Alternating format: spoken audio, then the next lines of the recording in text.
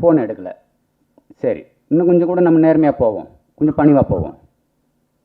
விக்ரமன் சாருக்கு ஃபோன் பண்ணேன், செல்வமணி சாருக்கு ஃபோன் பண்ணேன்.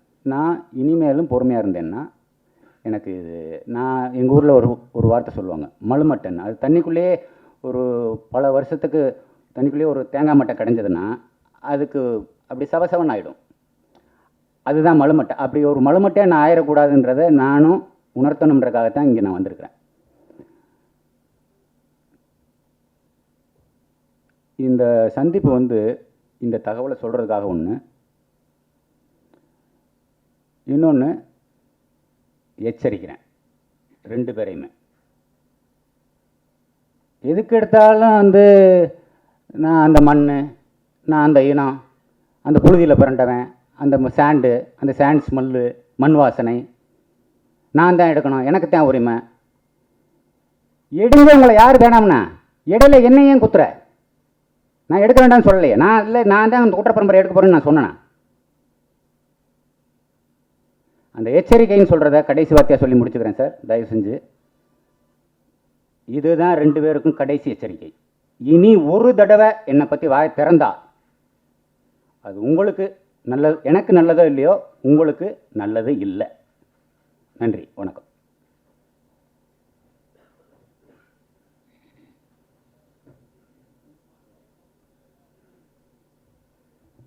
சார், நான் பேசினதில் உங்களுக்கு ஒன்று ரெண்டு, நான் இதை பார்க்குறவங்களோ ஆகட்டும், பேசுகிறவங்க இடையில பாதியில் வந்தவங்களாகட்டும், நான் கடைசியாக பேசினது மட்டும் என்ன இது இவ்வளோ பெரிய இயக்குனர் இப்படி டேரிங்காக பேச, அப்படி தான் தப்பாக தோணும். அதுக்காகத்தான் நான் ஆரம்பத்துலேருந்தே என்னென்ன நடந்ததுன்ற உண்மையில் பூரா சொல்லிட்டேன். நான் எவ்வளோ காயப்பட்டிருக்கேன், என்னை எவ்வளோ குத்திக்கிட்டே இருந்தாங்க 4-5 தடவை, ஒன்று ரெண்டு வார்த்தைகள் இல்லை, அந்த வார்த்தையில் பூரா நான் உங்களுக்கு பரிமாறிட்டேன்.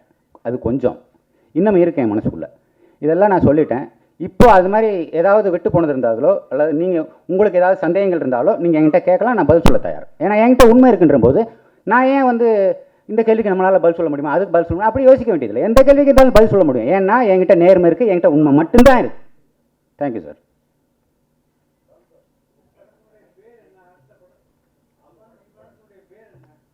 அண்ணே, அதுவா பிரச்சனை?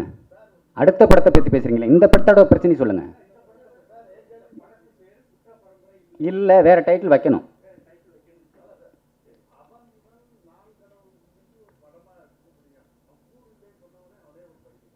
அது நீங்கள் தான் எழுதணும், நான் சொல்லக்கூடாது. அவன் இவன் பிதாமகன் மாதிரி ஒரு படம் எடுத்ததுக்கப்புறம் அவன் வந்து என்னை கூறல அப்படின்னு சொன்னது அவன் தான் முட்டாள்னு நீங்கள் சொல்கிறீங்க இல்லையா, அதை எழுதுங்க. அது எல்லாத்தையும் நீங்கள் எழுதுங்க சார். அவனுக்கு கூறுக்கா இல்லைன்றது நீங்கள் கூறலன்னு சொல்கிறீங்க இல்லையா, நீங்கள் எழுதுங்க.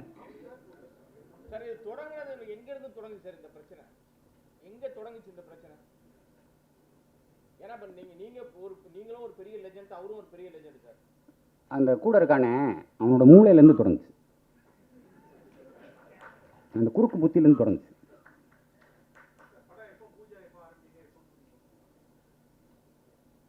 நான் எடுக்க போகிற படமா இல்லை அவங்க எடுக்க போகிறதா? அவங்க எடுக்க போகிறது எனக்கு தெரியாது.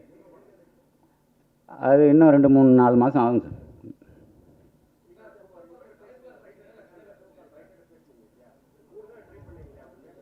யார்கிட்ட? ரைட்டர்கிட்ட இல்லை, பாரதி ராஜா சார்கிட்ட.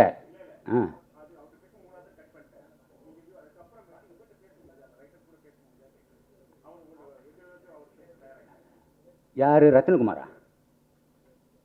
நான் ரத்னகுமாரை இவ்வளோ பெரிய வார்த்தை சொல்லியிருக்கேன். அந்த வார்த்தையை சொல்கிறதே அருவருப்பா, அவன் பேரை சொல்கிறதே அருவருப்பாக இருக்குன்றேன். அப்புறம் எப்படி நான் அவன்கிட்ட பேசுவேன்?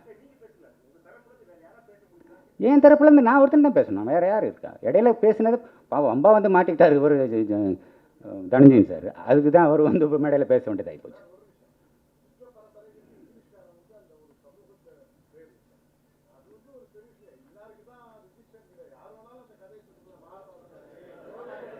அதுதான் நான் சொன்னேன்.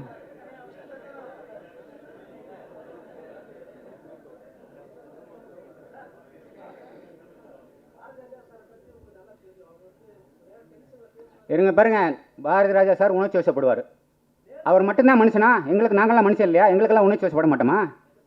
புழு பூச்சி கூட உணர்ச்சி இருக்குது. எதை எடுத்தாலும் பேசிவிட்டு நான் உணர்ச்சி வசப்பட்டு பேசிட்டேன். உணர்ச்சி வசப்பட்டு பேசிட்டேன்னா என்ன அர்த்தம்?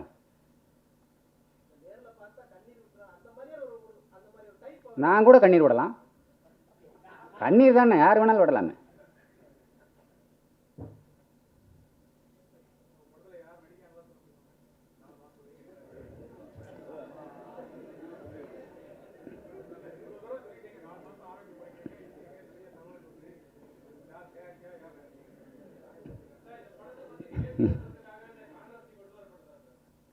யார்? நானும் அவரும் சேர்ந்துட்டு கான்ட்ரவைஸ் பண்ணி அந்த படத்தை பப்ளிசிட்டி கொடுக்குறோமா? அதான் அவருக்கு சொன்னேனே பதில் இல்லை. அது யாரோட மூளையிலேருந்து வந்திருக்குன்னு. அவனுக்கு அது தேவைப்பட்டிருக்கு. இப்போ அவனை பற்றி பேசுகிறேன் இல்லையா, இது அவனுக்கு விளம்பரம் தானே அது. இப்போ நாளைக்கு பல பேருக்கு இங்கே வந்திருக்கிறக்கு ரத்தனகுமார் அவன் யார் அப்படின்னு தெரியாது. இப்போ தெரியும் உங்களுக்கு.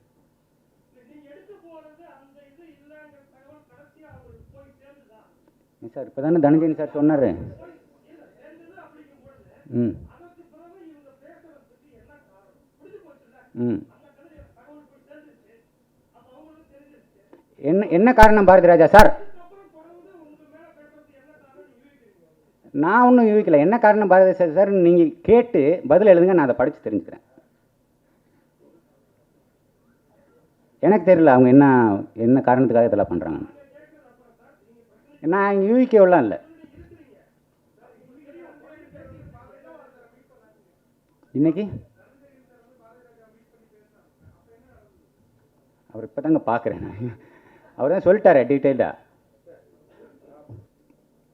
இந்த பிஸ்னி என்ன கேட்டிங்களே, வேறேன்றது நீங்கள் சொல்கிறது மட்டும் எனக்கே தெரியும். இப்போ நீங்கள் இந்த வரலாறுன்னு சொல்கிறீங்களே, பெருங்காமநல்லூர் அதுவே எனக்கு தெரியாது.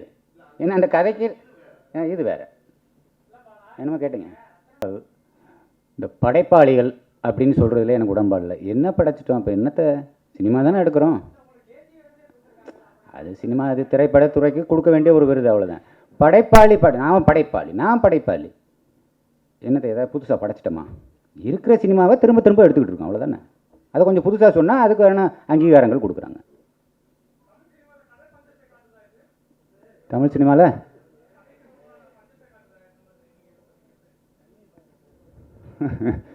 கதை பஞ்சம் சொல்லலாம். ஏன்னா எங்கே பார்த்தாலும் யார் எதை எடுத்தாலும் அது என் கதை, இது என் கதை.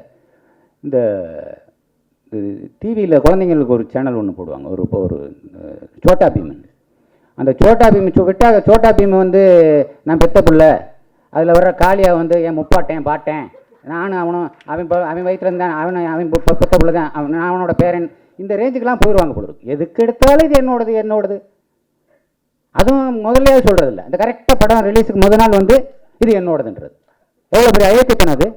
ஏன்டா அதை முதல்ல எடுத்துகிட்டு இருக்கிற போய் சொல்லு. வேறு சார் ஒரு ரெண்டு கோழி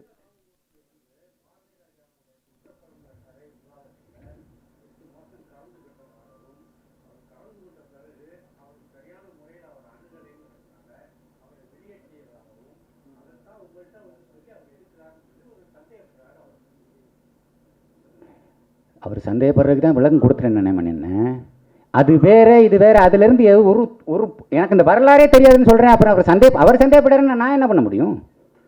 அண்ணே அது இல்லை சார் தினம் ஃபோன் பண்ணி அப்படி வந்துருச்சு, அது நான் சொல்லலை, அது அப்படி சந்தேகப்படாதீங்க அப்படின்னு சொல்லிட்டே இருக்க முடியும்.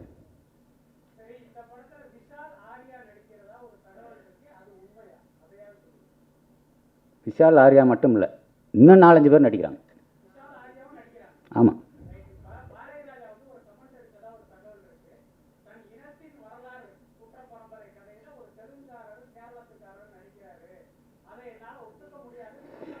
சினிமாவை இனமாவோ மொழியாவோ மதமாவோ தேசமாகவோ கூட பிரித்தா அது மாதிரி அயோக்கியத்தனம் எதுவுமே கிடையாது. சினிமா உலக மொழி. இதுதான் என்னோட அபிப்பிராயம்.